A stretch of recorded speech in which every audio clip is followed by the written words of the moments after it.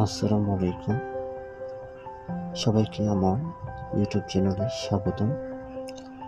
আজকে আমি চলে আসছি জিয়া মাছ দেখার জন্য বন্ধুদের নিয়ে। এখানে আসার পর দেখলাম আমার মতো অনেকেই আসছে জিয়া মাজার ঘুরতে। আজকে ফ্রাইডে বলে লোক সংখ্যা অনেক বেশি ছিল।